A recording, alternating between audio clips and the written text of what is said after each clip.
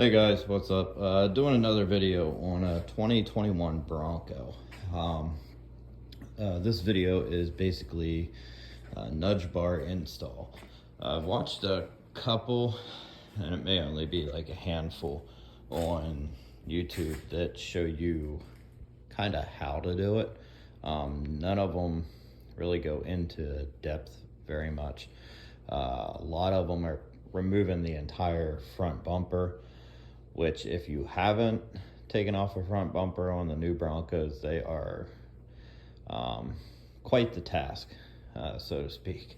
I had a hell of a time, and I found an easier way to mount your brackets. Basically what you're gonna do is you're gonna start off, sorry, gotta kill this heater.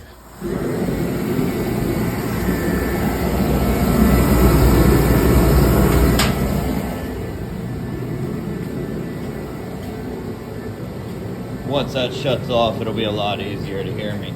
Once you start off, you're gonna want to remove these plastic trees here.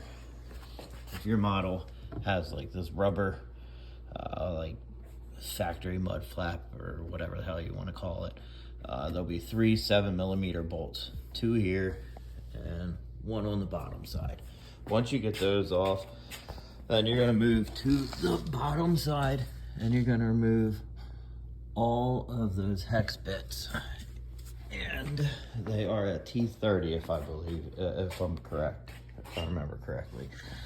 Then you're gonna come inside to the hood and you'll see 2 silver bolts down there in between a black retainer clip. You're gonna remove both of those. They are a 10mm. Come over to the other side, repeat the same process. Remove both of those bolts, 10mm.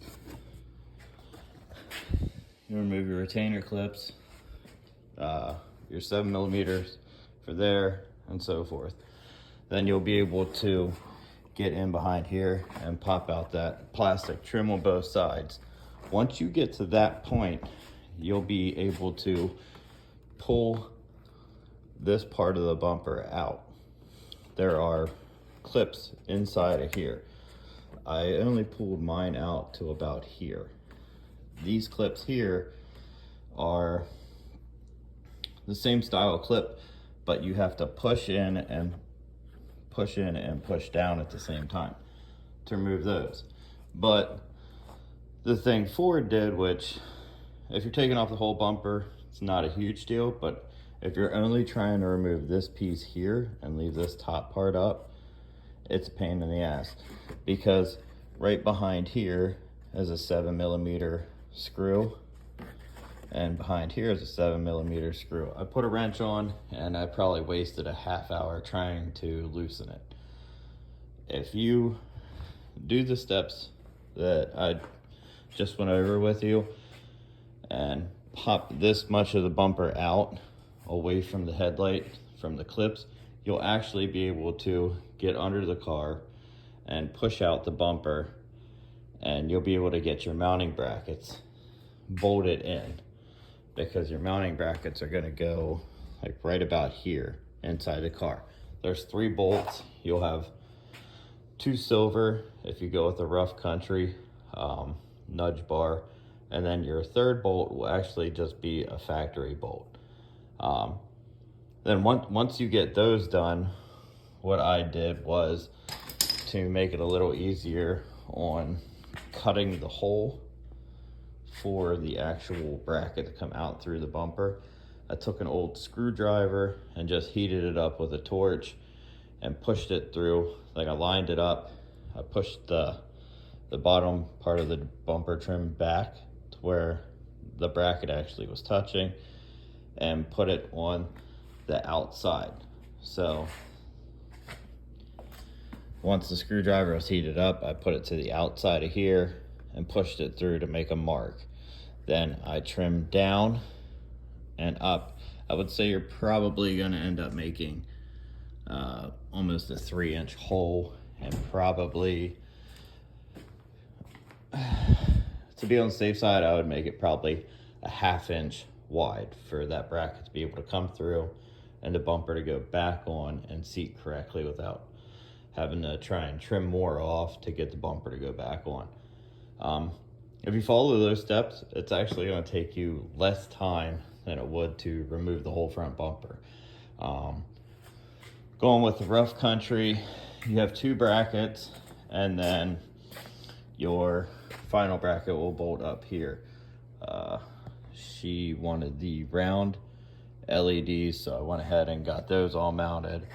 I did a pigtail wire series over here where I'll pick up my main power and my ground that will go into the toggle switch. I'll pick the video up once I get the wire in and everything wired up to show you where we went with the toggle switch for that, and then the final product. So I'll be back here in a few minutes with hopefully a final product. All right, guys, so we're back. Picking up the video where we left off.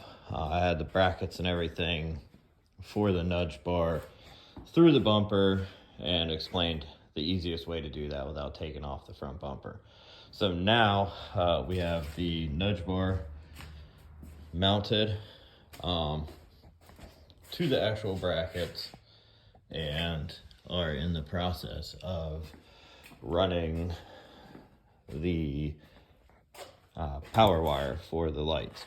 The easiest way to do that, let me grab a light here to be able to show you, and then I'll show you where I decided to go with the switch. So if you look at this wire loom, it goes down through there. The easiest way I found was to go right in behind, the grill over, and then push the wire through and just grab it with a fish with a hook on the end. Then ran it all along here, zip tied it right along with the factory, and then the ground, I grounded it out here, and then separated the power over that's going to go to the switch, and I have a spot for the fuse to go in. Then I'm using a 3 insulated wire, so it's a red, black, and a white. Both blacks are here to the ground, which this black going in will serve as ground for the toggle switch to make the light illuminate. Then came in through the firewall with the rest of it. So when I came in, you will have a instrument panel for your lights right there. I ran it by my wife, and I was pretty sure I could fit a certain style of toggle switch. I went with this style toggle switch for these lights. Then this will be your instrument panel that'll be there. You should, at least on the Big Bend models, this spot here will be blank. So I just used a step bit to make that hole, which ended up being on my step bit, went up to a 20. Now I got this at Harbor Freight, so I just went clean through the entire plastic shroud with the step bit, and it's going to be a snug fit, so I don't have to worry about this thing shaking around, moving, or whatever the circumstance would be.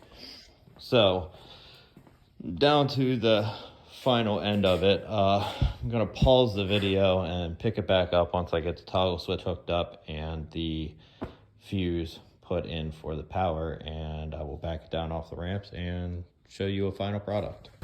Alright, so we are all done with the nudge bar with LED install. Like in the last section of the video I showed you that's where I was going to go with it. And